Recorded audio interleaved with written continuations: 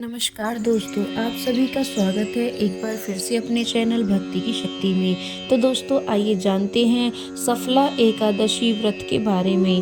पूष माह की कृष्ण पक्ष की एकादशी को सफला एकादशी कहा जाता है। मान्यता है कि इस एकादशी का व्रत करने से सारे कार्य सफल हो जाते हैं, इसलिए इसे सफला एकादशी कहा गया है। इस दिन भगवान अच्युत और भगवान विष्णु की पूजा की जाती है। सफला एकादशी इस साल की आखिरी एकादशी है।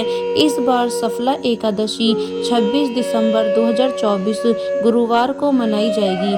सफला एकादशी के दिन व्रत करने से घर में सुख समृद्धि का वास होता है। आइए जानते हैं सफला एकादशी व्रत के शुभ मुहूर्त के बारे में। सफला एकादशी पूष माह के कृष्ण पक्ष की तिथि को मनाई जाएगी। हिंदू पंचांग के अनुसार सफला एकादशी की तिथि की शुरुआत 25 दिसंबर को रात 10:29 पर शुरू होगी और तिथि का समापन 27 दिसंबर को अर्धरात्रि 12:43 पर होगा। उदय तिथि के अनुसार सफला एकादशी का व्रत 26 दिसंबर को किया जाएगा और वहीं इसका पारण 27 दिसंबर को सुबह 7:12 से लेकर 9:16 तक होगा। सफला एकादशी के दिन भगवान अच्युत जी का पूजन किया जाता है, साथ ही इस दिन श्री हरि का पूजन भी करते हैं। मान्यताओं के अनुसार सफला एकादशी की रात जागरण करने से सभी इच्छाएं पूरी होती हैं। इस दिन श्रद्धालु बड़े स्तर पर पूजा, हवन और भंडारे आदि का आयोजन करते हैं। इस दिन किसी गरीब और ब्राह्मणों को भोजन करवाना भी बहुत शुभ और फलदायी होता है। सफला एकादशी के मंगलकारी व्रत को पूरे विधि विधान से करने से मनुष्यों को मृत्यु के बाद विष्णु लोक की प्राप्ति होती है। इसी के साथ इस व्रत से मानव जीवन में भी सुखद जीवन की प्राप्ति होती है। आइए सुनते हैं सफला एकादशी व्रत कथा को।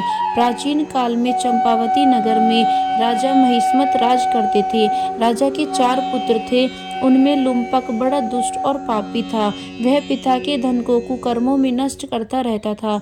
एक दिन दुखी होकर राजा ने उसे देश से निकाल दिया, लेकिन फिर भी उसकी लूटपाट की आदत नहीं छूटी। एक समय उसे 3 दिन तक भोजन नहीं मिला।